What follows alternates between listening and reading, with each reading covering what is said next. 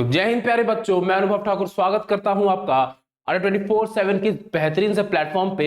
और जैसा कि आपको पता है आपके एग्जाम दिन पे दिन नजदीक आ रहे हैं, तो मैं आपके लेके आया हूं एक बेहतरीन सा ऐसा कॉन्सेप्ट जिसमें हम पॉलिटी के पिछले साल के कुछ 50 क्वेश्चन ऐसे करेंगे कि आपके कॉन्सेप्ट हो जाएंगे बिल्कुल क्रिस्टल क्लियर, है ना।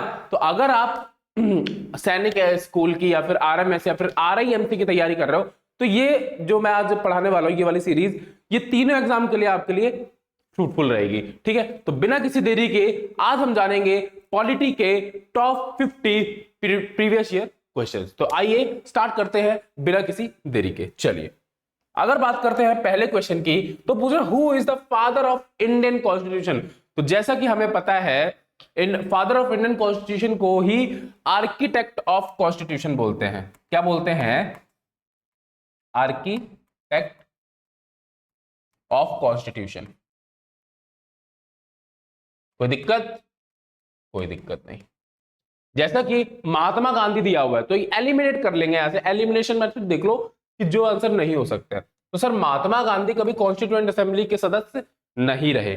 ठीक है, जवाहरलाल नेहरू जो थे वो स्टेट एंड यूनियन कमेटी के अध्यक्ष थे, तो ये भी गलत है। डॉक्टर राजेंद्र प्रसाद जो थे वो क्या थे? सर वो परमानेंट प्रेसिडेंट थे। क्या थे? Permanent president.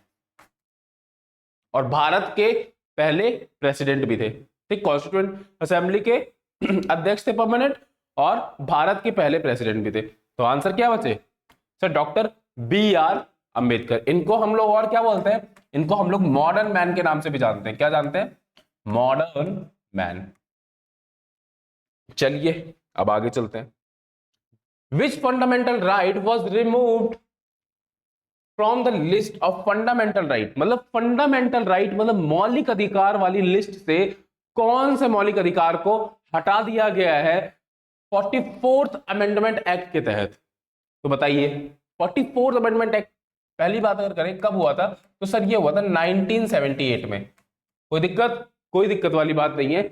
अब कि सर राइट टू इक्वालिटी हमारा फंडामेंटल राइट नहीं है, तो बिल्कुल है, तो ये आंसर तो गलत हो गया। ठीक, क्या sir right to freedom of religion, क्या हम अपना कोई भी धर्म मतलब हमें अपना कोई भी धर्म अपनाना है, क्या हम उस चीज के लिए बाध्य हैं? तो बिल्कुल नहीं, आप बिल्कुल बाध्य नहीं हो। आपका जो मन हो, आपका जौन सा रिलीजन फॉलो करने का मन हो, आप वो कर सकते हो, तो ये भी गलत हो गया। अब बोल रहा है right against exploitation. Right against exploitation का मतलब अगर कोई आपका शोषण करता है, शोषण इन द सेंस कि मान लो कोई आपसे जबरदस्ती काम करवाता है बिना पैसे दिए हुए, है ना, आप मतलब ह्यूमंस को बेचने और खरीदने का जो व्यापार होता है, शोषण करना, तो क्या वो हमारा कोई कर सकता है? तो बिल्कुल नहीं कर सकता, जो कि किसके अंदर आता है? Right against exploitation. तो ये भी गलत हो गया। पर सर आंसर हमारा राइट टू प्रॉपर्टी हो जाएगा, क्योंकि पहले के टाइम पे क्या हुआ था, ये हमारा फंडामेंटल राइट हुआ करता था। तो सरकार की कोई भी योजना आती थी तो लोग मना कर देते थे। मतलब मान लो किसी को सरकार को हाईवे निकालना है जमीन से, ठीक है, और किसी इंसान की जमीन वहां पे आ रही है, तो वो इंसान मना कर देता था अपनी जमीन देने से, और क्या कहता था कि नहीं, ये राइट टू प्रॉपर्टी मेरा फंडामेंटल राइट है, मेरा मन होगा तो मैं आपको जमीन दूंगा, और अगर नहीं होगा तो नहीं दूंगा, वो मेरी मर्जी है। तो इस पे बहुत ज्यादा मतलब विवाद हुआ। फिर कम से कम 12 जजेस ने बैठ के सुप्रीम कोर्ट में ये चीज फाइंड आउट करी कि राइट टू प्रॉपर्टी को फंडामेंटल राइट नहीं, इसको लीगल राइट बना दो। मतलब कि ये आपका फंडामेंटल मौलिक अधिकार नहीं है, नॉर्मल लीगल राइट या फिर कॉन्स्टिट्यूशनल राइट है। तो कौन से आर्टिकल के तहत आता है? सर ये आता है आर्टिकल 300A। कौन से पार्ट में है? सर ये आता है पार्ट 12 में। ठीक है, कोई दिक्कत? कोई दिक्कत नहीं। चलिए अब बात करते हैं what is the minimum age required to become the president of India. आपको भारत का राष्ट्रपति अगर बनना है तो आपकी मिनिमम एज कितनी होनी चाहिए? देखो, सबसे पहले अगर 24 साल बात करते हैं तो ये मिनिमम एज होती है लोकसभा की। किसकी होती है? लोकसभा की। ठीक, फिर बात करते हैं 30 वर्ष की, तो ये है राज्यसभा की। राज्यसभा। ठीक, फिर बात करते हैं 40 साल, तो 40 साल किसी की भी मिनिमम एज नहीं है, तो इसको हटा देंगे, एलिमिनेट हो गया, तो ये सब चले गए। ठीक, तो आंसर क्या आया? 35 साल। यही हमारी मिनिमम एज है राष्ट्रपति बनने की। पर ये एज और मिनिमम किसके लिए है? सर ये वाइस प्रेसिडेंट के लिए भी है। क्या है? Vice president. और किसके लिए है? और सर गवर्नर के लिए है।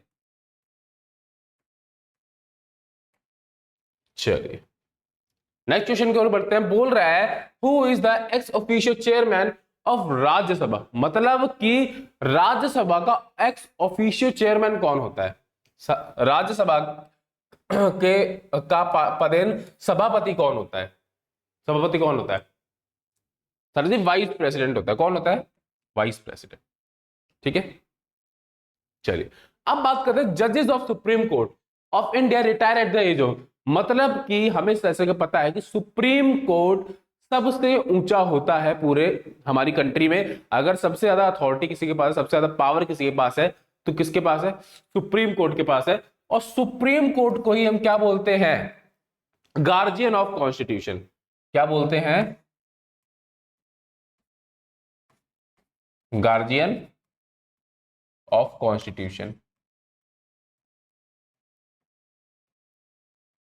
ठीक, क्योंकि अगर मैं सब बताने लग तो बहुत सारी चीजें हैं, पर अगर मैं सब बताने लग गया ना तो टाइम भी बहुत जाया होगा और आपके ऊपर से क्रैश कर जाएगा। इसलिए सिर्फ क्वेश्चन पे ध्यान देगा और उनके ऑप्शंस पे ध्यान देंगे। हालांकि जैसे जैसे क्वेश्चन आते जाएंगे मैं आपको और चीजें बताता रहूंगा, ठीक है। पर ऐसे अगर बताने बैठे जैसे कि सुप्रीम कोर्ट अगर है तो क्यों है, कौन से आर्टिकल के तहत है, तो ऐसे तो क्लास बहुत लंबी खिंच जाएगी। इसलिए ये सिर्फ एमसीक्यू की क्लास है, प्रीवियस ईयर क्वेश्चन की क्लास है, तो इस पे ध्यान देंगे, ठीक है। तो बिल्कुल भी समय जाया नहीं करना है, क्योंकि आपको कम समय में ज्यादा क्वेश्चन करने हैं, ठीक है। तो सुप्रीम कोर्ट की जजेस की जो रिटायरमेंट की एज होती है वो कितनी होती है? सर 65 होती है, ठीक। पर इसी जगह अगर हम हाई कोर्ट के जजेस की रिटायरमेंट की बात करते हैं तो सर वो होती है 62। तो यहां पे लिख लेंगे 62 किसकी होती है? हाई कोर्ट की होती है। चलिए अब बात करते हैं किसकी? Which article of the Indian constitution is known as the heart and soul of the constitution. बहुत ही प्यारा क्वेश्चन और एग्जाम का फेवरेट क्वेश्चन। मतलब कि प्यारे बच्चों ये कह रहा है कि ऐसा कौन सा इंडियन कॉन्स्टिट्यूशन का आर्टिकल है जिसको हम हार्ट एंड सोल कहते हैं? समझ रहे हो ना, मतलब संविधान का हृदय कहते हैं, हृदय और आत्मा कहते हैं। बताएंगे सब लोग मुझे जल्दी जल्दी कमेंट सेक्शन में आंसर करके। देखो हार्ट एंड सोल का कहने का मतलब है कि फंडामेंटल राइट, मतलब कि जो हमारे मौलिक अधिकार है वो हमें दे तो दिए गए, पर सिर्फ क्या मौखिक रूप से? ठीक है कि हाँ ये मेरा फंडामेंटल राइट है तो मैं सुन के खुश हो लेता हूं, ऐसा कुछ नहीं होता मेरे भाई, मेरे प्यारे प्यारे प्यारे छोटे छोटे भाई जो है, ऐसा कुछ भी नहीं होता है। सुप्रीम कोर्ट ने सोचा कि सिर्फ मौखिक रूप से ये चीज बता देना, या फिर बी आर अम्बेडकर जी ने बोला सिर्फ मौखिक रूप से बता देना कि ये हमारे फंडामेंटल राइट है, कोई मतलब नहीं है। इसको अप्लाई कहां करेंगे? मान लो किसी के फंडामेंटल राइट्स का, मौलिक अधिकार का हनन हो गया, ठीक, ब्रेक हो गया, तो वो किसके पास जाएगा? तो जाहिर सी बात है उन्होंने बोला कि आर्टिकल 32 के तहत उसके पास पूरा पूरा यह अधिकार है कि अगर उसके फंडामेंटल राइट्स का हनन हुआ है तो वो सीधे सुप्रीम कोर्ट जा सकता है, सीधे सुप्रीम कोर्ट जा सकता है। मतलब कि आर्टिकल 32 आपको ये पावर देता है, ये अथॉरिटी देता है कि अगर आपके फंडामेंटल राइट्स का हुआ है, हनन हुआ है, तो आप सीधे सुप्रीम कोर्ट जा सकते हो। सुप्रीम कोर्ट को मैंने एससी से कर दिया है। अब राइट टू अगर 14 की बात करते हैं तो 14 कौन सा राइट है बताइए मुझे? सर 14 है right to equality, right to equality, ठीक है। ये आर्टिकल्स याद करना क्योंकि आर्टिकल्स एग्जाम में आते हैं भर भर के, ठीक। फिर आर्टिकल 21 बताइए, कमेंट सेक्शन में करके बताएंगे सब लोग। बहुत ही ज्यादा, मतलब ये एकमात्र ऐसा आर्टिकल होता है, ठीक है। आर्टिकल 20 और आर्टिकल 21 एक दो मात्र ऐसे आर्टिकल होते हैं जो नेशनल इमरजेंसी होने पे भी सस्पेंड नहीं होते हैं। मतलब इतनी इजाजत किसी को भी नहीं है, अगर पूरे देश में नेशनल इमरजेंसी लगी हुई है फिर भी ये दो आपके ऐसे आर्टिकल्स हैं, ऐसे मौलिक अधिकार हैं जो सस्पेंड नहीं होंगे, बाकी सस्पेंड हो जाते हैं, ठीक है। अगर पार्लियामेंट चाहे तो उन्हें हटा सकते हैं। इसको बोलते हैं राइट टू लाइफ, जीने का अधिकार, राइट टू लाइफ। तो यहां तक मेरे किसी भी प्यारे छोटे भाई को समस्या नहीं होनी चाहिए। अब आते हैं नेक्स्ट क्वेश्चन पे, who appoint chief justice of India. देखो पहली बात तो एक ट्रिक ये याद रख लो कि जब भी अपॉइंटमेंट की बात आए, अपॉइंटमेंट का समझ रहे हो ना, नियुक्ति की, कि अगर कौन नियुक्ति करता है, ज्यादातर आंसर क्या होगा? प्रेसिडेंट। क्या होगा? प्रेसिडेंट। ठीक है, तो बोल रहा है चीफ जस्टिस को कौन अपॉइंट करता है? ठीक है, मतलब जो मुख्य न्यायाधीश होता है, पता है ना मुख्य न्यायाधीश कौन होता है? सबसे बड़ा जो जज होता है उसको बोलते हैं चीफ जस्टिस ऑफ इंडिया। ठीक है, तो वो प्रेसिडेंट हो जाएगा। लॉ मिनिस्टर कौन होता है? ये संसद में बैठते हैं, मतलब ये काउंसिल ऑफ मिनिस्टर्स में ये एक मिनिस्टर होते हैं। ठीक है, कैबिनेट मिनिस्टर में एक मिनिस्टर होते हैं जो कि लॉ बनाते हैं, कानून बनाते हैं। ठीक, पार्लियामेंट पता ही है, प्राइम मिनिस्टर पता ही है। ठीक, तो मतलब जब भी किसी की भी नियुक्ति की बात आई तो आपके मुंह पे आंसर होना चाहिए कौन? प्रेसिडेंट।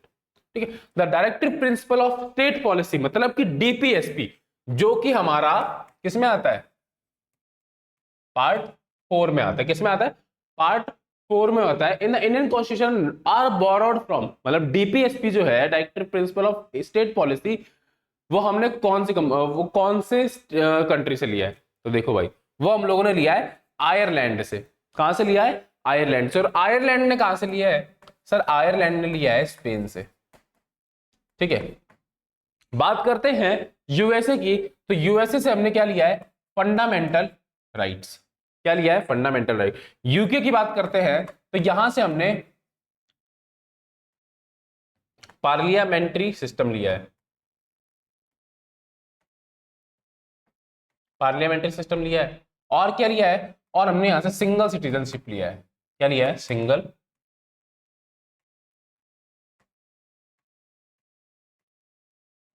ठीक, सिंगल सिटीजनशिप लिया है।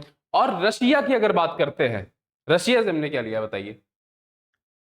रशिया सब लोग बताएंगे क्या लिया है, जल्दी जल्दी बताएंगे।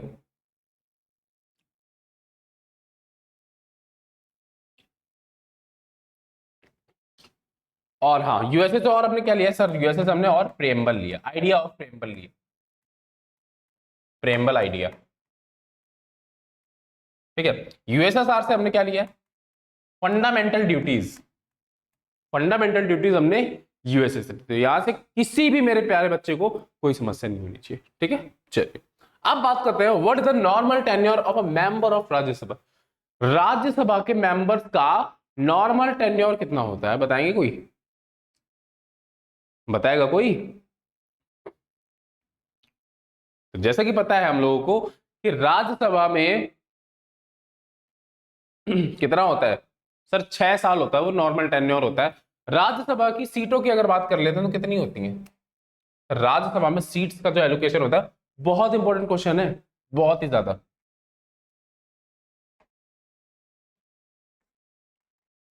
कितनी सीट्स होती हैं सर? टोटल 250 सीट्स होती हैं। कितनी होती हैं? 250।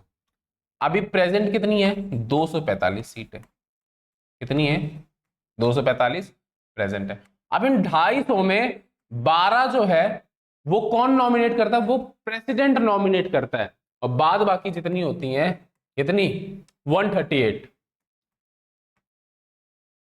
ये प्रेसिडेंट नॉमिनेट करता है। ठीक है, प्रेसिडेंट 12 और 138 इलेक्शन के थ्रू आते हैं। ठीक है, यह आवंटन होता है राज्यसभा की सीट्स का। अब बात करते हैं how many fundamental duties are there in the constitution at present. हमारे संविधान में इस टाइम कितने फंडामेंटल ड्यूटीज है? कोई बताएगा?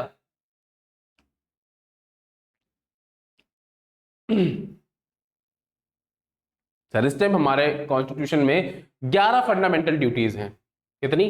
11 फंडामेंटल ड्यूटीज। मैंने जैसा कि अभी बताया कि फंडामेंटल ड्यूटीज हमने कहां से लिया है? सर यूएसएसआर से, या फिर रशिया कह सकते हो। ठीक है, चलिए नेक्स्ट पे बढ़ते हैं। Who presides over the joint sitting of both house of parliament, मतलब कि संसद के दोनों सदनों की संयुक्त बैठक की अध्यक्षता कौन करता है? मतलब संसद के जो दोनों भवन होते हैं उनकी अध्यक्षता कौन करता है? तो देखो, speaker of Lok Sabha. Speaker of जो लोकसभा होता है वो joint sitting of both parliament करता है। कोई दिक्कत? और जॉइंट सिटिंग की अगर हम बात करते हैं तो हमने कहां से लिया है? मुझे कमेंट सेक्शन में तुरंत बताएंगे। बताइए जॉइंट सिटिंग कहां से लिया है?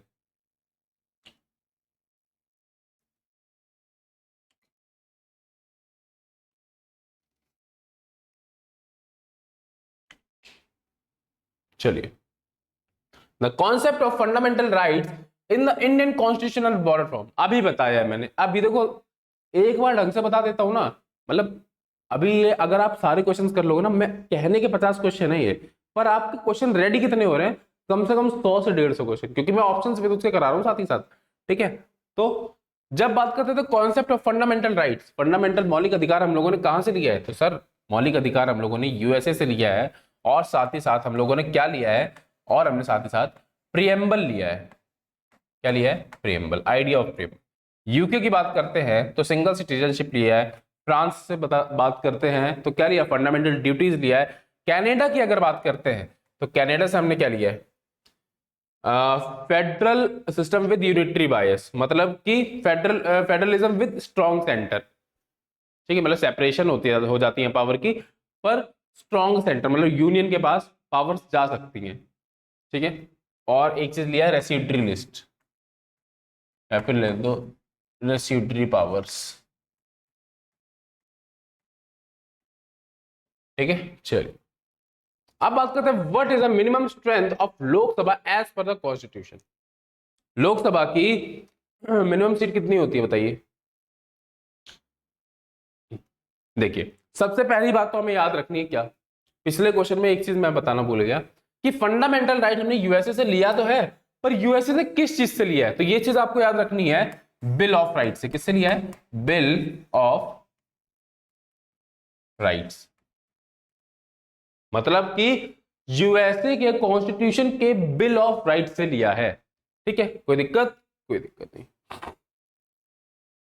ठीक। तो कौन, अगर लोकसभा की मैक्सिमम सीट्स की बात करते हैं तो कितनी है सर, 550 है। पहले कितनी हुआ करती थी सर, पहले 552 हुआ करती थी, फिर जो कि पहले जो दो हुआ करती थी एंग्लो इंडियन की हुआ करती थी,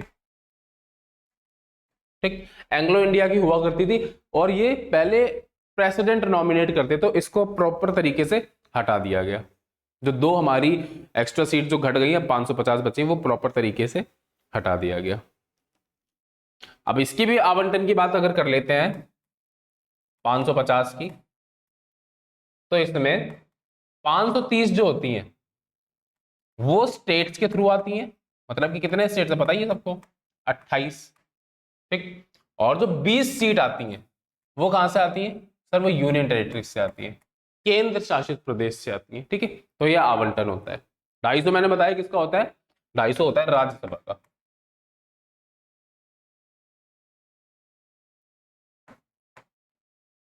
राज्यसभा, ठीक है। और क्या होता था, हाँ राज्यसभा को ही हम लोग क्या बोलते हैं, परमानेंट हाउस,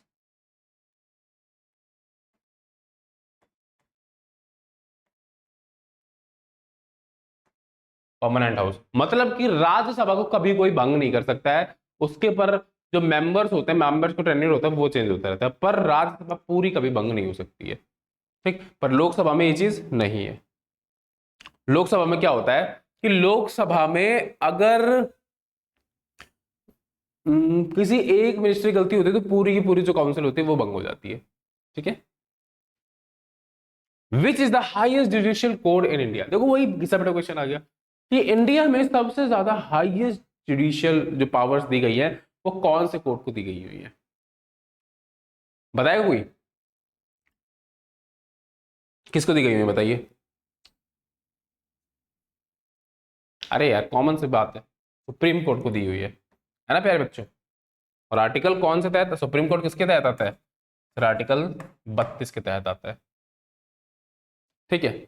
और हाई कोर्ट्स की अगर बात करते हैं तो सर 226 के तहत आता है, कोई दिक्कत, ठीक है। चलिए नेक्स्ट पे बात करते हैं, in which year was the Indian constitution adopted by constituent assembly. देखो जब सबसे बड़ा कंफ्यूजन आता है बच्चों के अंदर वो इन चीजों पे आता है कि सर कौन से साल में इंडियन कॉन्स्टिट्यूशन है वो अडॉप्ट हुआ था। देखो तो लोग बोल देंगे सर 26 जनवरी 1950, जो कि आंसर बिल्कुल गलत हो जाएगा, क्योंकि हमने अडॉप्ट की बात करी है, एनफोर्स की बात नहीं करी है। जब भी अडॉप्ट की बात आएगी तो क्या आएगा सर, 26 नवंबर 1949, मतलब 1949 को हमारा जो कॉन्स्टिट्यूशन है वो बन के तैयार हो गया था, ठीक है। और इसी को ही हम कॉन्स्टिट्यूशन डे भी बोलते हैं। क्या बोलते हैं? कॉन्स्टिट्यूशन डे, ठीक है। पर जब भी एनफोर्समेंट की बात आ जाएगी, ठीक है, 26 जनवरी 1950, तो क्या बात करेंगे? एनफोर्स। इस दिन हमारा जो कॉन्स्टिट्यूशन था वो एनफोर्स हुआ था, ठीक, मतलब लागू हो गया था। क्यों लागू हुआ था? क्योंकि सर 26 जनवरी 1950, मतलब 2 महीने इस वजह से रुक गए थे कि कॉन्स्टिट्यूएंट असेंबली के जो लोग थे उन्होंने बोला था कि एक काम करते हैं, 2 ही महीने तो बचे हुए हैं, 1900 मतलब सॉरी 26 जनवरी को मनाएंगे, एनफोर्स करेंगे, क्योंकि 26 जनवरी को इन्होंने पहली बार पूर्ण स्वराज दिन मनाया था। क्या मनाया था? पूर्ण स्वराज डे, ठीक है। चलिए, हाँ, 9 दिसंबर की अगर बात करते हैं तो 9 दिसंबर में कॉन्स्टिट्यूएंट असेंबली की पहली मीटिंग हुई थी, फर्स्ट मीटिंग हुई थी। किसकी हुई थी? कॉन्स्टिट्यूएंट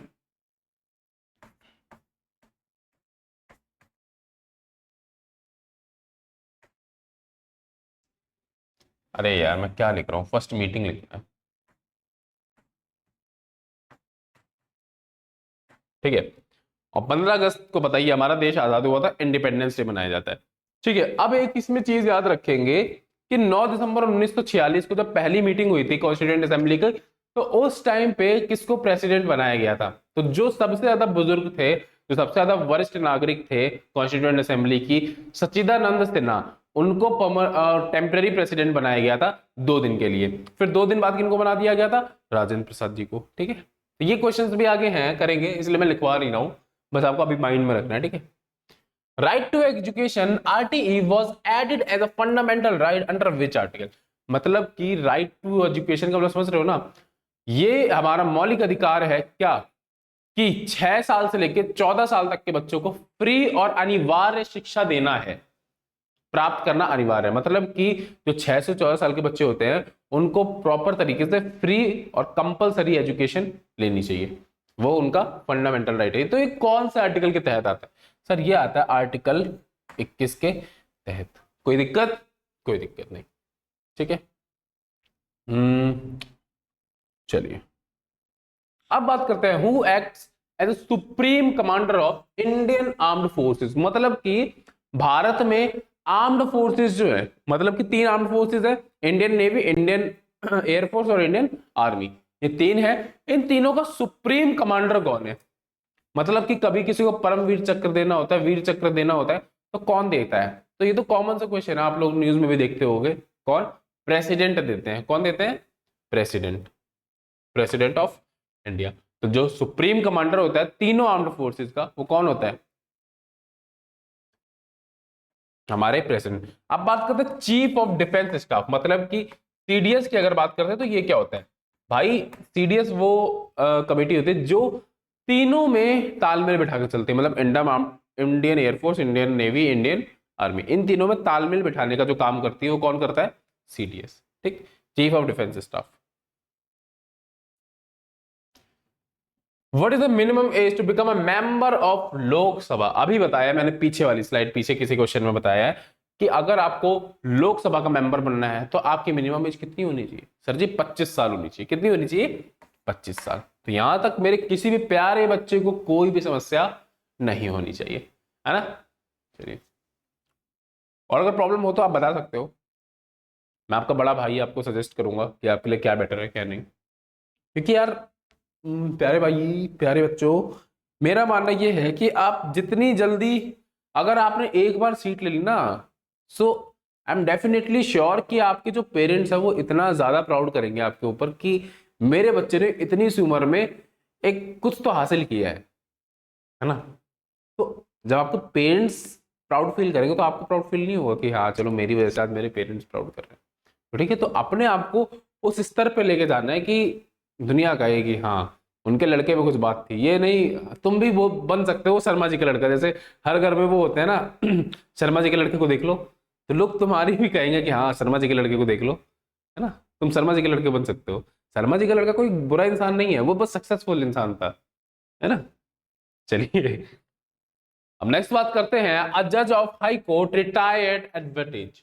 मैंने ये भी बताया अभी जब सुप्रीम कोर्ट वाला क्वेश्चन आया था, उसी टाइम मैंने बताया था कि जो हाई कोर्ट का जज है वो कौन सी उम्र में रिटायर हो जाता है। सर वो हो जाता है 62 साल की उम्र में रिटायर।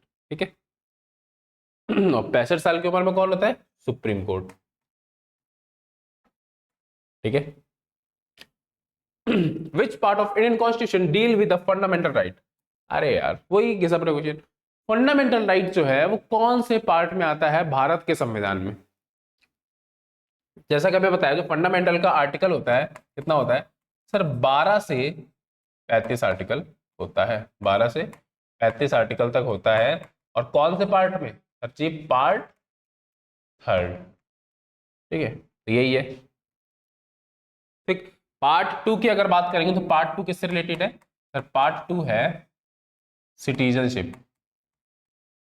ठीक है part three fundamental right, part four DPSP जो हमने आयरलैंड से लिया है, और पार्ट फोर ए की अगर बात करेंगे तो ये है फंडामेंटल ड्यूटीज। कोई दिक्कत? कोई भी दिक्कत नहीं। आज के टाइम पे कितनी फंडामेंटल ड्यूटीज है सर? हमारे पास 11 फंडामेंटल ड्यूटीज है। कितनी है? 11। ठीक है अब बात करते हैं who was the permanent president of constituent assembly. देखो कोई बोला था कि मैं क्यों नहीं लिखवा रहा हूं, क्योंकि मेरे को पता है आगे क्वेश्चन आने वाला है। ठीक है मतलब कि कॉन्स्टिट्यूएंट असेंबली का परमानेंट प्रेसिडेंट कौन था। तो जैसे कि हमें पता है कि डॉक्टर सच्चिदानंद सिन्हा जो थे वो 9 दिसंबर 1946 तब ये हमारे टेम्पोररी प्रेसिडेंट बने थे। क्या बने थे? Temporary president. क्यों बने थे भाई? और किसी को तो बना सकते थे, इसलिए बने थे क्योंकि ये सबसे ज्यादा वरिष्ठ थे पूरी कॉन्स्टिट्यूएंट असेंबली में, तो इनको 2 दिन के लिए बना दिया गया था। फिर 2 दिन बाद किस दिन? 11 दिसंबर।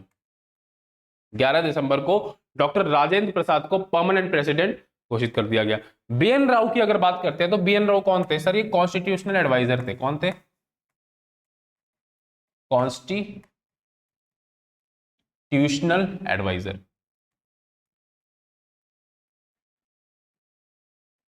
चलिए कॉन्स्टिट्यूशनल एडवाइजर थे। जवाहरलाल नेहरू को पता है यूनियन एंड स्टेट कमेटी के अध्यक्ष थे, तो भारत के पहले prime minister. How many members are nominated to the Rajya Sabha by the president. देखो मैंने बताया सीटों का आवंटन बताया था राज्यसभा में, तो वही चीज पूछ रहा है कि राज्यसभा में जो प्रेसिडेंट के द्वारा सीटें नॉमिनेट की जाती है वो कितनी होती हैं सर? उनकी संख्या होती है 12।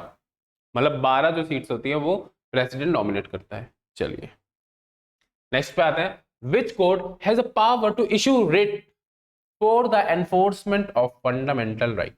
देखिए मैंने बताया कि रिट का मतलब पहले बात तो समझ रहे हो ना, मतलब कोई अगर आपके फंडामेंटल राइट का हनन कर रहा है तो आप उसके खिलाफ कोर्ट से रिट इश्यू करवा सकते हो। रिट इश्यू करवाओगे तो उसको आपके फंडामेंटल राइट के अकॉर्डिंग काम करना पड़ेगा।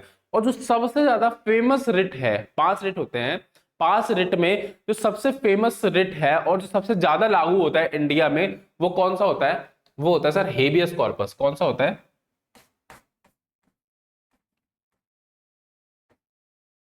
Habeas corpus.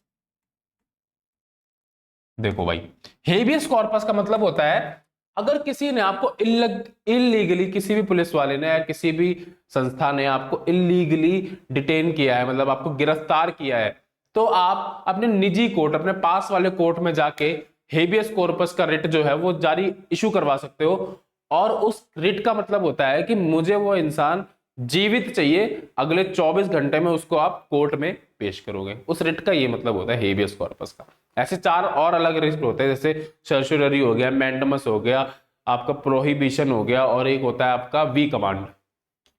ठीक है चलिए तो ये अधिकार किसके पास होता है सर? ये both supreme and high court दोनों के पास होता है। मतलब हाई कोर्ट के पास भी रिट इशू करने का राइट है और सुप्रीम कोर्ट के पास भी पावर है रिट इशू करने का। ठीक है चलिए, the council of minister are collectively responsible to. जो काउंसिल ऑफ मिनिस्टर्स होते हैं वो किसके प्रति रिस्पॉन्सिबल होते हैं, बताएंगे मुझे? लोकसभा के प्रति होते हैं, राज्यसभा के प्रति होते हैं, प्रेसिडेंट के प्रति होते हैं, प्राइम मिनिस्टर के प्रति होते हैं? बताइए, पढ़ रहा हूं मैं कमेंट, जल्दी बताइए।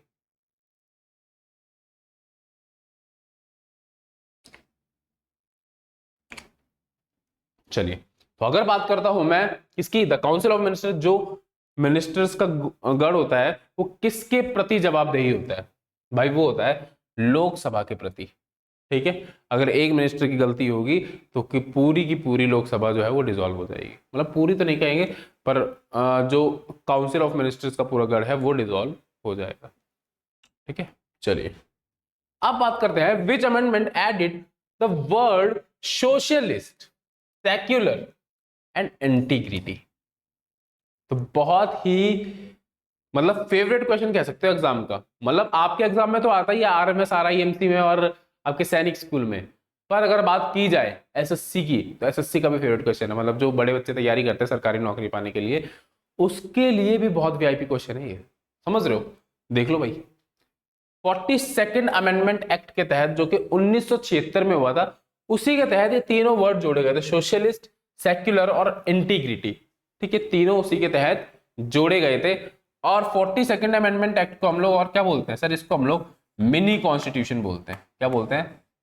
Mini constitution. कि काफी सारी चीजें ऐड की गई थी 42nd कॉन्स्टिट्यूशनल अमेंडमेंट एक्ट के तहत, ठीक, हमारे प्रेमबल में। ठीक, और कुछ बताने लायक? 44th कॉन्स्टिट्यूशनल अमेंडमेंट एक्ट तो मैं बता ही चुका हूं। ठीक है, who is the legal adviser of the government to the government of India? Legal adviser कौन होता है? मतलब कि मान लो कल को संसद के ऊपर, पार्लियामेंट के ऊपर कोई केस कर देता है, तो पार्लियामेंट का वकील कौन होगा? पार्लियामेंट का केस कौन देखेगा? बताएगा कोई?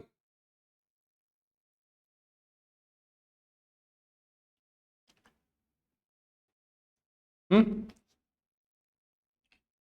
जैसे इसमें लास्ट वाले में एक चीज ऐड कर लेंगे, 86 कॉन्स्टिट्यूशनल अमेंडमेंट एक्ट के तहत आपका जो राइट टू एजुकेशन था, क्या था?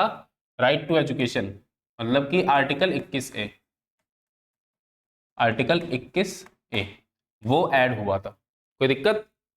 कोई दिक्कत नहीं। और 52nd कॉन्स्टिट्यूशनल अमेंडमेंट एक्ट के तहत आपका एंटी डिफेक्शन लॉ, ठीक है, एंटी डिफेक्शन लॉ शेड्यूल बना था। ठीक है, ओल्ड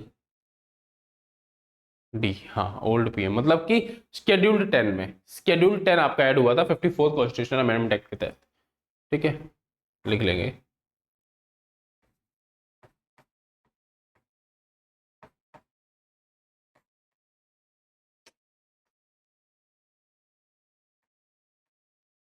शेड्यूल 10, ठीक, ये ऐड हुआ था, इस चीज को बोलते हैं दल बदल कानून, मतलब कि एंटी डिफेक्शन लॉ। ठीक है, अब बात करते हैं, हाँ, कि अगर गवर्नमेंट के ऊपर कोई केस कर देता है, तो गवर्नमेंट का केस कौन लड़ेगा? गवर्नमेंट का केस कौन लड़ेगा?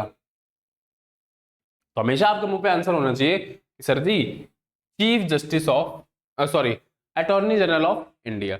चीफ जस्टिस ऑफ इंडिया क्या होता है? ये होता है भारत का मुख्य न्यायाधीश, ये सुप्रीम कोर्ट में बैठते हैं। ठीक है, कोई दिक्कत? कोई दिक्कत नहीं। चलिए बात करते हैं, what is the minimum age required to become a member of Rajya Sabha? Rajya Sabha का भी बता चुका हूं, 30 साल आपकी उम्र होनी चाहिए राज्यसभा का मेंबर बनने के लिए। और राज्यसभा को हम लोग क्या बोलते हैं? सब परमानेंट हाउस बोलते हैं, परमानेंट हाउस। और sir Rajya Sabha can not be dissolve, can not be dissolve, मतलब कि राज्यसभा परमानेंट हाउस इस वजह से होती है क्योंकि ये कभी भी डिसॉल्व हो नहीं सकती, कभी भी भंग नहीं हो सकती है। इसके जो मेंबर्स होते हैं ना, जो जितने भी मेंबर्स होते हैं राज्यसभा के, वो सारे के सारे चेंज होते रहते हैं हर 2 साल में, 3 साल में। ठीक है, और ये जितने भी मैं करा रहा हूँ सब प्रीवियस ईयर क्वेश्चन है, ये नहीं कि कुछ भी अदला-धुंध। ठीक, प्रीवियस ईयर क्वेश्चन, पिछले 2 साल में, ये पिछले 3 साल में ये क्वेश्चन आए हैं। जैसे इस क्वेश्चन की अगर बात करें तो मैंने मेंशन भी किया हुआ है, RIMC में जून 2022 में आया था ये क्वेश्चन। ठीक है, which Indian state was the first to establish Panchayati Raj? हाँ, बहुत ही बेहतरीन क्वेश्चन, बहुत ही बेहतरीन क्वेश्चन, कि ऐसा कौन सा भारत का स्टेट है, कौन सा राज्य है जहां पे सबसे पहले पंचायती राज सिस्टम स्टैब्लिश हुआ था? तो सर सबसे पहले राजस्थान में हुआ था, फिर सेकंड नंबर पे आंध्र प्रदेश पे हुआ था, सेकंड पे आंध्र प्रदेश में हुआ था। कोई दिक्कत? कोई दिक्कत नहीं। Untouchability is abolished and it's practice is forbidden under which article? मतलब कि छुआछूत, अनटचेबिलिटी है, वो कौन से आर्टिकल के तहत आता है? बताएगा कोई? बताएगा कोई कि सर जो अनटचेबिलिटी है वो कौन से आर्टिकल के तहत आएगा? देखो भाई, पहले के टाइम पे छुआछूत जो होता था वो बहुत बड़ी समस्या हुआ करती थी कि नहीं तुम नीचे वर्ग के, निचले वर्ग के हो, तुम दूर रहो, मुझसे छुओ मत। पर उस चीज को एक फंडामेंटल राइट बना दिया गया कि अगर कोई इंसान इस बिहाफ पे डिस्क्रिमिनेट करता है तो उसका मतलब, मान लो कोई अनटचेबिलिटी का शिकार हुआ, जाहिर सी बात है उसका फंडामेंटल राइट जो है वो हनन हो गया, मतलब कि मौलिक अधिकार का हनन हुआ, तो वो प्रॉपर तरीके से सुप्रीम कोर्ट जा सकता है और कह सकता है कि इन्होंने अनटचेबिलिटी के तहत मेरे को डिस्क्रिमिनेट किया, मेरे साथ भेदभाव किया। ठीक है, तो जो हमारा आता है आर्टिकल 17 के तहत। कोई दिक्कत? कोई दिक्कत नहीं। आर्टिकल 14 में बता चुका हूं, right to equality. Right to equality के तहत ये भी आता है आर्टिकल 15, 17, 18, तीनों ही आते हैं, क्योंकि राइट टू इक्वालिटी जो होता है वो 14 से 18 तक होता है। ठीक है, पर आर्टिकल 15 का मतलब होता है क्या? कानून की नजर में एक तो सब सेम है, पर अगर आप कोई 15 साल का, सॉरी, एक कोई मान लो 25 साल का इंसान है और कोई 80 साल का इंसान है, तो क्या दोनों को सेम सजा मिलेगी?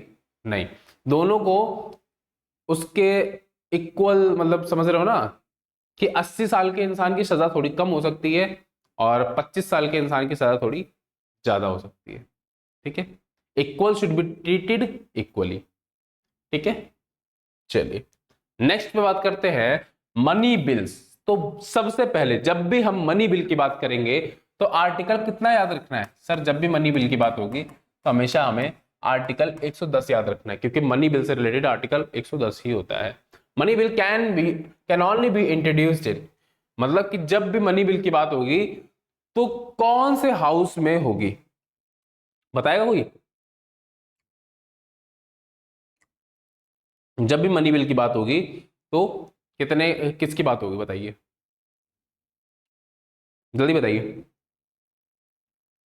ठीक है, जब भी मनी बिल की बात होगी तो आपको हमेशा याद रखना कि मनी बिल लोकसभा में इंट्रोड्यूस होगा, क्योंकि जनता का पैसा जनता के लिए किस पे खर्च करना चाहिए, तो ये जो डिसीजन होगा कि लोकसभा के मेंबर्स होते हैं, क्योंकि लोकसभा के जो लोग होते हैं वो जनता के द्वारा ही चुने गए होते हैं, जनता के प्रतिनिधि होते हैं।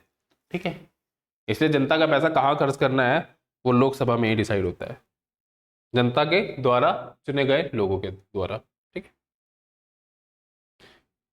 और कुछ लिखा है इसमें? और कुछ तो नहीं लिखा। चलिए, who is known as the guardian of Indian constitution? मैं शायद ये भी बता चुका हूं। भारत के संविधान का गार्जियन किसको कहा गया है? कि मान लो कल मान लो, हाँ, मान लो कल को हमारे संविधान में कुछ ऐसा संशोधन किया जा रहा है, पार्लियामेंट, संसद कोई ऐसा संशोधन कर रही है जो हमारे फंडामेंटल राइट्स को ठेस पहुंचा रही है या फिर हमें निचला दिखा रही है, या उनको लगता है कि ये नहीं होना चाहिए, गलत है, तो ये किसके तहत आ जाएगा? सर ये आ जाएगा सुप्रीम कोर्ट के तहत, कि सुप्रीम कोर्ट पार्लियामेंट को ये आदेश दे सकती है कि ये आप बिल्कुल गलत कर रहे हो, ये फंडामेंटल राइट्स के बिल्कुल खिलाफ है। तो अगर कोई भी संशोधन होता है तो सबसे पहले वो सुप्रीम कोर्ट रिव्यू करती है, इसलिए इसको बोला गया गार्जियन ऑफ इंडियन कॉन्स्टिट्यूशन। ठीक है, चलिए अब बात करते हैं who was the chairman of drafting committee of the constituent assembly? अरे वही हल्का सा क्वेश्चन, ड्राफ्टिंग कमेटी के अध्यक्ष कौन थे? बहुत इजी क्वेश्चन है, पर सबसे पहले हम लोग जान लेंगे कि ड्राफ्टिंग कमेटी में कितने मेंबर्स हुआ करते थे। सर 7 मेंबर्स हुआ करते थे। और सर कौन होते थे chairman? Sir doctor B.R. Ambedkar हुआ करते थे। B.R. अंबेडकर हुआ करते थे। कोई दिक्कत? कोई भी दिक्कत नहीं। हाँ, और ये 7 मेंबर है B.R. अंबेडकर जी को जोड़ के हैं। ठीक है, what is the term length of president of India? Bharat में प्रेसिडेंट के जो टर्म ऑफ लेंथ है, मतलब कितने साल तक जो प्रेसिडेंट है वो, मतलब उनका कार्यकाल कितने समय का होता है, कितने साल का होता है, कोई बताएगा?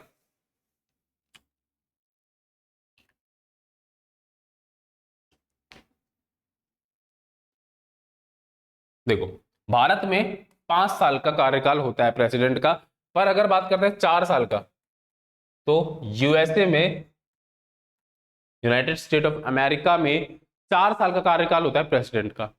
और 7 साल का, अगर अगर 6 साल की बात करते हैं तो 6 साल हमें पता है कि राज्यसभा का होता है, राज्यसभा का कार्यकाल होता है 6 साल का। 7 साल की अगर बात करते हैं तो ये फ्रांस का था पहले, फ्रांस के प्रेसिडेंट की जो कार्यकाल हुआ करता था तो पहले 7 साल हुआ करता था, ठीक है। चलिए, total how many high courts are currently operational in India? मतलब कि इंडिया में टोटल कितने हाई कोर्ट्स है, कोई बताएगा? इंडिया में टोटल कितने हाई कोर्ट्स हैं, कोई बताएगा? भाई साहब, इंडिया में आज के टाइम पे 25 हाई कोर्ट्स हैं। हाई कोर्ट के जो हाई कोर्ट के जो जजेस होते हैं उनका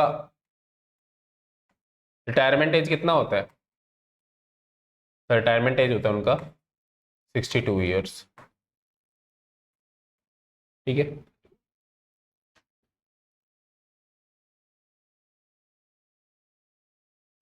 fundamental duties work incorporated into Indian constitution on the recommendation of which committee?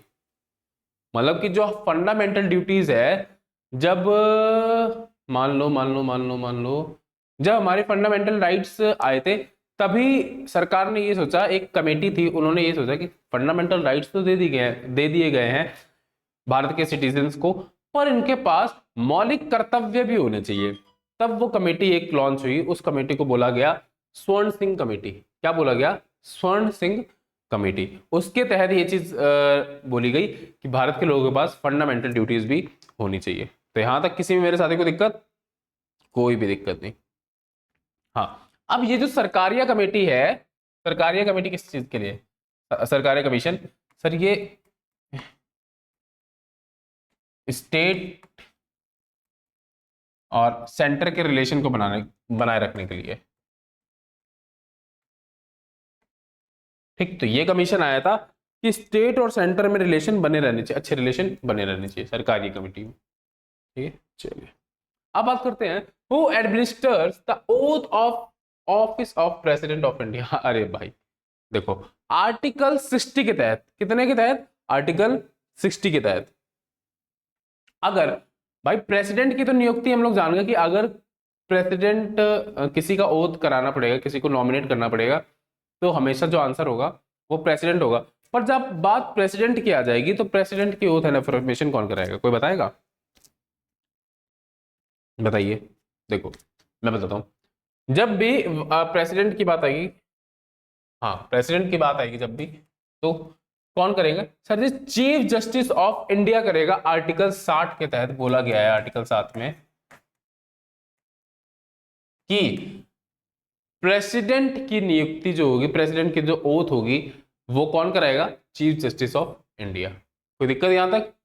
कोई भी दिक्कत? कोई भी दिक्कत नहीं। पर जब भी प्रेसिडेंट को अपना रेजिग्नेशन देना होगा, मतलब जब भी प्रेसिडेंट को इस्तीफा देना होगा, तो वो किसको सौंपेगा? तब वो सर अपना रेजिग्नेशन जो है वो वाइस प्रेसिडेंट को देगा। रेजिग्नेशन किसको देगा?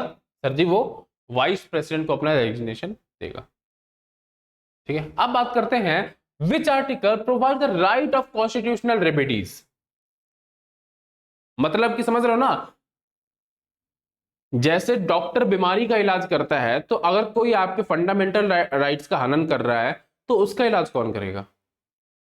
बताया मैंने, सर जी आर्टिकल 32, मतलब कि कोई आपके फंडामेंटल राइट्स का हनन कर रहा है तो कॉन्स्टिट्यूशनल रेमेडीज का मतलब वही है, संवैधानिक उपचार का अधिकार। आप तुरंत सुप्रीम कोर्ट जा सकते हो और उसके खिलाफ एक रिट जारी कर सकते हो, रिट जारी करवा सकते हो, या फिर बता सकते हो सुप्रीम कोर्ट को कि इन्होंने मेरा फंडामेंटल राइट का हनन किया है, कृपया करके इन पे सख्त कार्रवाई की जाए, ठीक है। आर्टिकल 21 में बता चुका हूं, ये ये आता है आपके right to life, right to life. Article 19 की बात करेंगे, freedom of speech and expression.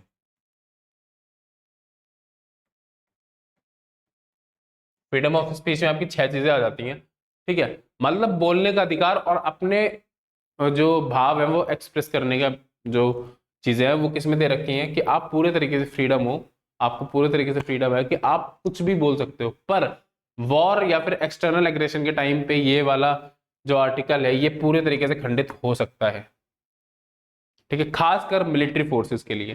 भाई मिलिट्री फोर्सेस को freedom of speech and expression इस वजह से नहीं मिलता है, मान लो कोई प्राइवेट इंफॉर्मेशन है जो किसी को नहीं बतानी है, और वो अगर उन्होंने बोल दिया जाके कि नहीं मैं ये तो मेरा फंडामेंटल राइट है, तो उसके तहत वो कोई भी प्राइवेट इंफॉर्मेशन लीक कर सकता है। इसलिए पार्लियामेंट हैज द पावर, ठीक है, पार्लियामेंट के पास ये मात्र पावर है कि वो उनकी चीजों को लिमिटेड कर सकता है। मतलब जो फंडामेंटल राइट उनका आर्टिकल 19 है वो मिलिट्री फोर्सेस के लिए वो लिमिटेड कर सकता है या उनके लिए सस्पेंड भी कर सकता है, not a big deal for them, ठीक है। चलिए अब बात करते हैं the quorum required to hold a meeting of either house of parliament. जैसे कि पता है हम लोगों को क्या, जैसे कि हमें पता है कि नम नम नम नम नम नम नम, हाँ मान लो एक प्लेन है कोई, ठीक है, जब तक प्लेन में 200 यात्री नहीं हो जाते हैं, जब तक प्लेन में 200 यात्री नहीं हो तब तक प्लेन चलेगा नहीं, बिल्कुल नहीं चलेगा, ठीक है। भाई मान लो उसमें 2 ही 4 यात्री जा रहे हैं तो क्या चलेगा, नहीं चलेगा। इसलिए ऐसे ही पार्लियामेंट के साथ भी है कि जब तक उसमें कितने 1/10 मतलब जितने भी टोटल मेंबर्स हैं उनके 1/10 लोग नहीं होंगे तब तक उसका, समझ रहे हो ना, तब तक वो चलेगा नहीं, उस दिन चलेगा नहीं अगर उससे कम हुए तो, ठीक है। अब बात करते हैं how many schedules were originally and the Indian constitution. देखो द वर्ड ओरिजिनली, ये जो ओरिजिनली वर्ड होता है ना ये बहुत ही ज्यादा कंफ्यूज कर देता है। जब भी ओरिजिनली की बात है कि प्रेजेंट जब हमारा कॉन्स्टिट्यूशन बना था तो उस टाइम पे कितने शेड्यूल्स थे हमारे पास, तो उस टाइम पे हमारे पास जो शेड्यूल थे वो थे 8 शेड्यूल थे। पर आज के टाइम पे कितने हैं सर, आज के टाइम पे 12 शेड्यूल है हमारे पास, ठीक है। और सबसे बेहतरीन बात जो है कि मैं शेड्यूल कैसे याद कराता हूं पता है ना आपको, देख लो एक बार, सब लोग देख लेंगे। टीयर्स ऑफ ओल्ड पीएम, मतलब कि इससे देख सकते हो टी से टेरिटरी हो जाएगा, ठीक, ई से एमेल्यूमेंट्स हो जाएगा। एमेल्यूमेंट्स का मतलब समझते हो ना, सैलरीज हो गई और जो पर्क्स हो गए, ठीक, बड़े बड़े नेता हो गए, ये हम जब चैप्टर पढ़ेंगे तो पूरी तरीके से समझ लेंगे, पर अभी बस शॉर्ट फॉर्म में समझेंगे, ठीक। आर ए से अफर्मेशन हो गया, आर से राज्यसभा हो गया, सी से शेड्यूल्ड शेड्यूल्ड ट्राइब हो गए, ठीक, ओ से other schedule, sorry scheduled tribe कह रहा हूँ, शेड्यूल्ड एरियाज हो गए, शेड्यूल्ड एरियाज हो गए, इसमें हो गए अदर शेड्यूल्ड एरियाज, इसमें अलग से जो शेड्यूल्ड एरिया होते हैं, जैसे कि मैं इनको याद करता हूँ, ATM without money, ATM without money मतलब कि, ठीक, बताना मुझे, ठीक। एफ की अगर बात करते हैं तो इसमें आता है फेडरलिज्म, मतलब कि सेपरेशन ऑफ पावर्स जो होती है, ठीक है। ओ की अगर बात कर लेते हैं तो ऑफिशियल लैंग्वेजेस, ऑफिशियल लैंग्वेजेस, ठीक। एल की अगर बात करते थे लैंड रिफॉर्म्स, ठीक। डी की अगर बात करते थे तो डी का मतलब डिफेक्शन, जो कि हमने 56th अमेंडमेंट एक्ट के तहत ऐड किया था। पी की बात करते हैं तो पंचायत, ठीक। एम की अगर बात करते हैं तो म्युनिसिपैलिटी। तो ये मैं इस तरीके से याद करता हूँ टीयर्स ऑफ ओल्ड पीएम को, ठीक, कि ये हमारे 12 शेड्यूल है। ये हम विस्तार में पढ़ेंगे पर चैप्टर में, अभी हम लोग पीवाईक्यूज कर रहे हैं तो पीवाईक्यूज पे ध्यान देंगे। तो इसका जो हमारा आंसर हो जाएगा वो 8 हो जाएगा, ठीक है। The first chief justice of independent India, मतलब इंडिपेंडेंट इंडिया का पहला जो था,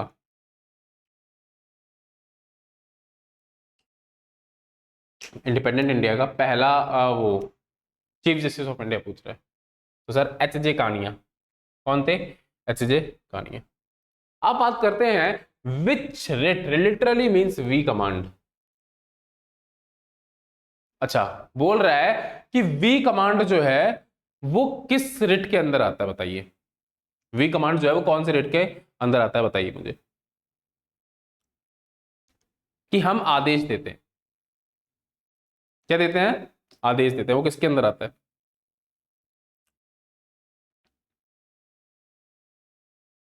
वो आता है सर मैंडबस के तहत। मतलब कि कोई अधिकारी, कोई भी सरकारी अधिकारी या फिर कोई भी ऐसा इंसान जो स्टेट के अंदर आता है, जो सरकार के रूल्स फॉलो करता है, वो इंसान अगर अपनी ड्यूटी नहीं कर रहा है, तो आप एक सुप्रीम कोर्ट या हाई कोर्ट से एक रिट जारी करवा सकते हो, जिससे उसको वो रिट मिलेगा और आप उसके ऐसे मुंह पे फेंक के मार सकते हो। मुंह पे फेंक के मत मारना, वो थोड़ा इलीगल टाइप हो जाएगा। लीगल तरीके से आप उसको दे सकते हो और उसको उसकी ड्यूटी करने का जो चीज़ है वो याद दिला सकते हो कि अपनी ड्यूटी करो, तुम्हार हमारी सेवा करना तुम्हारी ड्यूटी है। तो ये रिट जारी कर सकता है और मैंडमस इसका आंसर होगा। हेबियस कॉर्पस मैंने बताया क्या? हेबियस कॉर्पस का मतलब होता है किसी इंसान की बॉडी जिंदा प्रेजेंट करना कोर्ट में, ठीक है, ये भी जारी होता है। को वारंटो का मतलब होता है कि किस अधिकार से, मतलब मान लो कोई इंसान बिना एसएससी का पेपर दिए हुए या बिना पीसीएस का पेपर दिए हुए अपनी खुद की प्राइवेट संस्था चला रहा हो, तो कोर्ट रिट जारी करके उससे पूछ सकता है कि तुम कौन सी हैसियत से यहाँ पे बैठे हुए।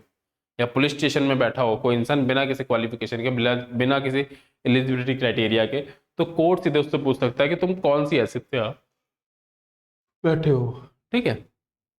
चलिए बात करते हैं अब, विच house of the Indian parliament can not be dissolve. मैंने बताया ना, पार्लियामेंट का ऐसा कौन सा हाउस है जो कभी भी डिसॉल्व नहीं हो सकता, मतलब कि कभी भी भंग नहीं हो सकता है। सर वो है हमारा राज्यसभा। क्यों नहीं हो सकता है? क्योंकि इसी को हम परमानेंट हाउस बोलते हैं, ठीक है। चलिए अब बात करते हैं the idea of preamble of Indian constitution influence by constitution of which country. मतलब कि भारत कॉन्स्टिट्यूशन का जो प्रियम्बल है वो कौन से देश के कॉन्स्टिट्यूशन से हम लोगों ने लिया है या फिर इन्फ्लुएंस हम लोग। तो सर बात करते हैं उसकी, किसकी? सर यूएसए से। पर जब भी बात आ जाएगी प्रेम्बल की लैंग्वेज की, किसकी बात आ जाएगी? प्रियम्बल लैंग्वेज की बात आ जाएगी, तो आपके मुंह पे आंसर होना चाहिए ऑस्ट्रेलिया, ठीक है। चलिए, who decides whether a bill is a money bill और नॉट। मतलब कि 110 मनी बिल आर्टिकल की हम जब बात करते हैं, तो ये चीज कौन डिसाइड करता है कि जो मनी बिल है वो एक मनी बिल है या नहीं है, बताइए कौन डिसाइड करेगा?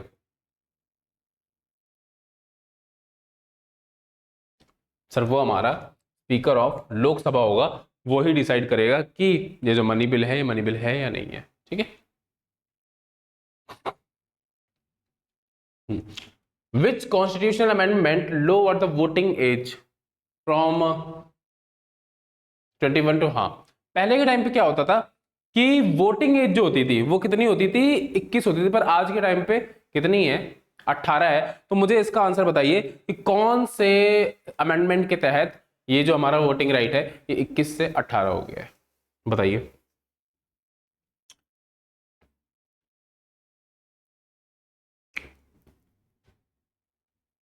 बताएंगे जल्दी जल्दी सब लोग।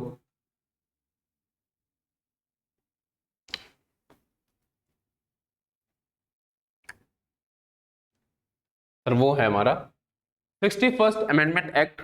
और अगर आर्टिकल पूछ ले तो आर्टिकल 326 आर्टिकल, ठीक है। कोई दिक्कत? कोई दिक्कत। How many types of writs can be issued by supreme court of India. कितने? सुप्रीम कोर्ट ऑफ इंडिया के तहत कितने रिट इश्यू हो सकते हैं? सर 5 रिट होते हैं, ठीक है, 5 रिट होते हैं। और आगे के 4 क्वेश्चन मैं आपको होमवर्क में दे रहा हूं कि the first session of constituent assembly was held on, ठीक है, who allocates portfolios among the minister and the union in the union government, ठीक है, ये भी बताओगे, ठीक है। नेशनल कॉन्स्टिट्यूशन डे, संविधान दिवस किस दिन मनाया जाता है, हलवा सा क्वेश्चन है। The concept of single citizenship in India is borrowed from the constitution of, मतलब सिंगल सिटीजनशिप जो था वो कौन से कॉन्स्टिट्यूशन से लिया गया था। तो यहां तक मेरे किसी भी प्यारे बच्चे को कोई भी समस्या नहीं होनी चाहिए, मेरे प्यारे छोटे भाइयों को कोई भी समस्या नहीं होनी चाहिए। तो आशा करता हूं आज का जो टॉपिक था वो आपको पसंद आया होगा, और अगली क्लास में मैं ऐसे ही पीवाईक्यूज का भरमार लेके आऊंगा जिसमें आपको बहुत सारे कॉन्सेप्ट हो जाएंगे क्रिस्टल क्लियर। तो तब तक के लिए जय हिंद।